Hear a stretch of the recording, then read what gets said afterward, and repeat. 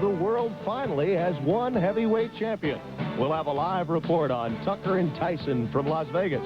The Yankees and Tigers match power this afternoon in the Bronx. We'll have that and all other baseball action. And the arena world has but one football champion, as the first Arena Bowl title game is in the books. That and more coming up next on SportsCenter.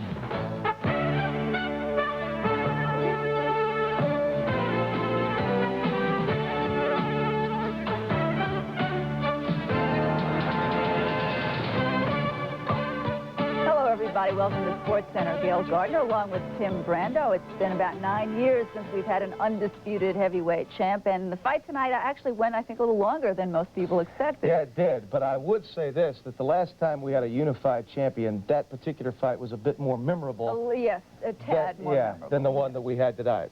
Tonight's heavyweight unification bout was not memorable, but Mike Tyson, as expected, won a unanimous 12-round decision. The most memorable occurrence, perhaps, tonight was the elasticity of the 15-to-1 underdog. Tony Tucker actually stunned Mike Tyson with a right to the head in the first and had the early lead on the judges' scorecards. Tucker may have also proved that Michael Spinks will be a real threat to Tyson when and if those two ever meet. Tyson's style of pushing the fight again was the key in wearing down Tucker, but Tyson is now the undisputed heavyweight champion. The impressive numbers from the judges: Mike Tyson, 31-0, 12-round unanimous winner. Yeah, he's unbeaten. So was Tucker going into tonight's bout. But as we mentioned, the impressive numbers, 119 to 111. So you know from Phil Newman he must have done well from rounds 4 through 12. Julio Roldan had it 118, 113. Bill Graham had it 116, 112. And I think, Gayle, that in the final analysis, this bout from the 4th round on was all Mike Tyson. But you got to give Tucker some credit. He even played the rope-a-dope. He did the old Sugar Ray Leonard bit.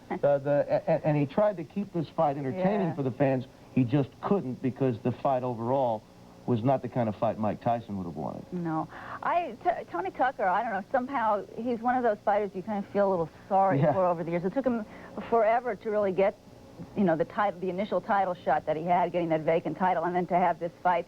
And if you remember correctly, he was a guy who was much heralded back a few years, and in fact was one of the favorites to win a gold medal in the Olympics in 1980 if we had had the Summer Olympics in 1980. So he showed well for himself today, but I don't think anyone expected at this point great things from him, and certainly we didn't see great things from him. Tactically, we looked for Tucker to do some of the things Spinks could do, but remember, Spinks knows how to do them instinctively. And I think that really is the unification bout when it does happen. It should have been had he not pulled out. Okay, well, we will see that. You know we will see that fight. That fight is down the road. Yeah. And one thing that we also did see today was a lot of baseball, and it's the Yankees, of course, who had appeared to have a few things going for them today in their game against Detroit. First of all, they played the Tigers well all year. Secondly, they have the best home record in baseball. And thirdly, they were coming off Gary Ward's dramatic game-winning homer last night.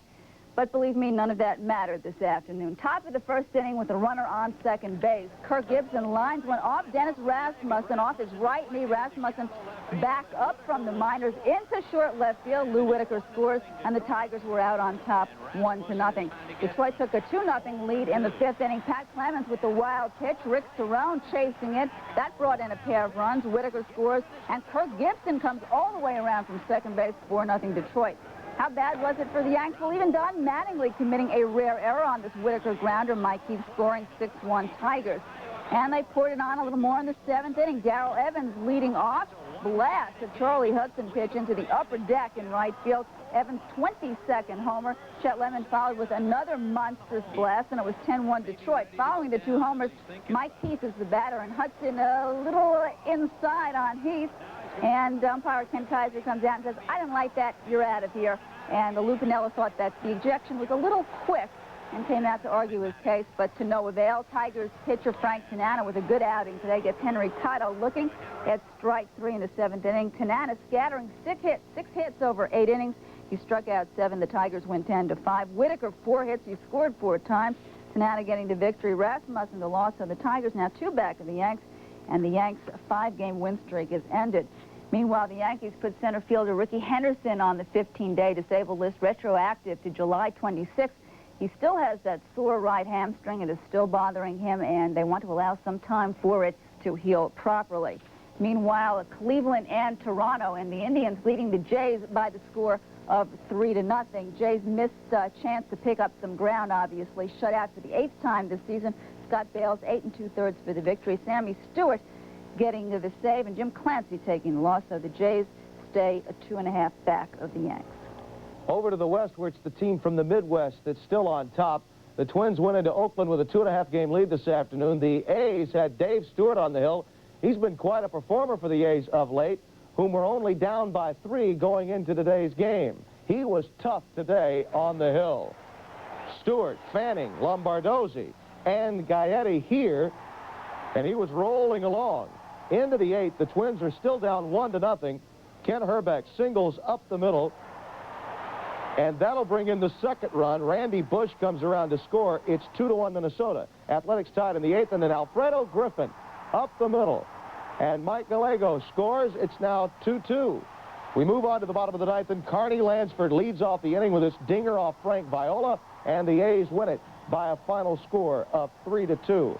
Stewart, by the way, struck out 14 in the game and wins his 7th consecutive game, plus his first career win over Minnesota.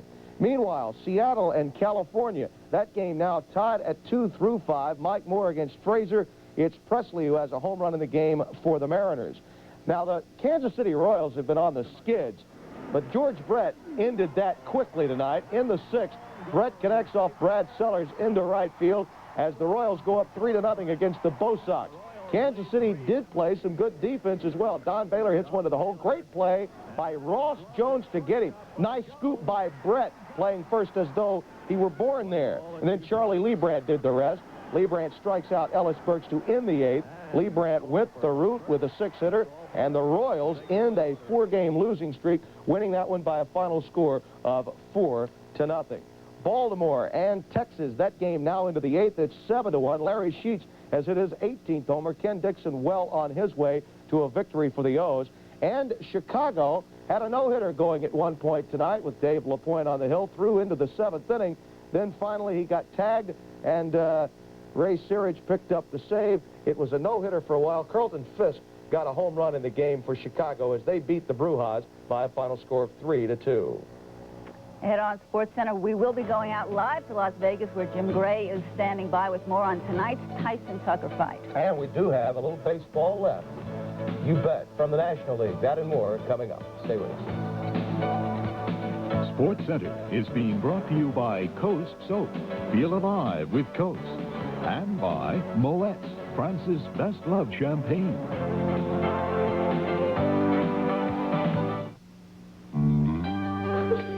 Do I have to be a mom today? Coast, scent opens your eyes. Coast lather, and you realize that Coast is the way to make you feel alive.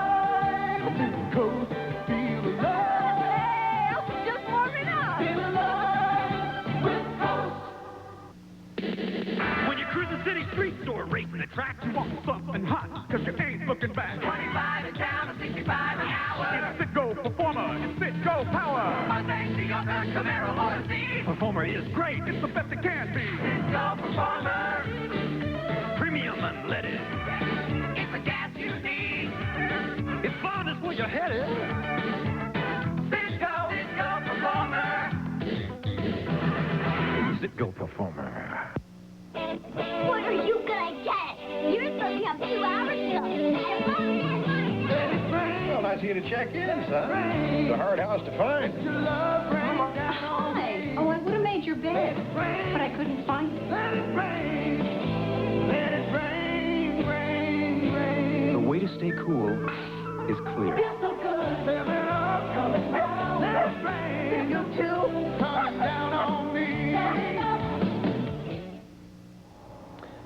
In case you missed our top story, let us again repeat it. We do have one world champion in the heavyweight classification. He is Mike Tyson, winning a unanimous decision over Tony Tucker. He is now 31-0, but as we mentioned, it was not one of the more memorable heavyweight championship fights in the history of the sport. It certainly was not. Tucker, of course, a big underdog in this fight. In fact, the odds had been pretty good that Tyson would finish him off within 5 rounds, but that was not the case tonight. Let's go live now to Jim Gray, where he's standing by with a very special guest. Jim, hi.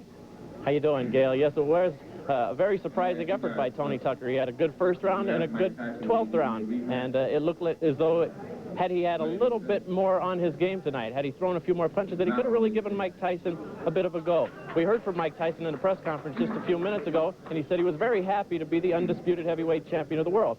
But Larry Holmes, who is our special guest right now, and the former heavyweight champion of the world, he seemed frustrated. He did not appear to be a happy man for winning a fight. So Mike is not happy because he didn't do what everybody expected him to do. He did not knock out Tony Tucker. Mike's plan was to go out there and try to take this guy out and keep his good name going, as you should say. But Tucker did his job. He connected on a very good punch in the first round, Tony Tucker, a big uppercut. It looked like he had Tyson in trouble in the first round, and he never went back to that punch. I'm wondering why, Larry. Well, I don't know why either, but that's what you're supposed to do. You're supposed to mix your punches up. You're supposed to work it up and down and make the guy forget about what you hurt him with and go to something else. Then you come back to that. If he'd have did that, I would say Tucker would have been victoriously tonight. But because he didn't do that, this is the outcome. This is why Mike Tyson is undisputed heavyweight champion. Mike Tyson appeared to have trouble tonight, Larry, also putting together a combination. He'd hit him with one good punch and then refused to follow up inside. Mike Tyson has shown in the last 3 fights that he's not a very good inside fighter. Well, Tucker is a boxer. He's on the outside. He did lateral movement, but there's some things he should have put together. He should have kept that jab and that right hand together, but he didn't do that. So he allowed Mike Tyson to get in there once in a while, occasionally, but Mike Tyson don't have everything that people think he has. I said it before, I predicted it, and this is one of the reasons why Jim Jacobs and these guys are staying away from Larry Holmes, because they know, even at my age at 37 years old, that I'm still capable of doing the things that I used to do. And everybody knows that I went out of this game unbeaten by Michael Spinks, so whatever they want to do, we let them do it. You were having some conversations with John Giovenco, the president of the Hilton Hotel. You're trying to put something together, but I want to ask you, sitting in the stands, you and Michael Spinks tonight, Michael Spinks on the top row, you in about the 3rd row, do you get encouraged by what you've seen in Mike Tyson, and do you think Michael Spinks should be encouraged?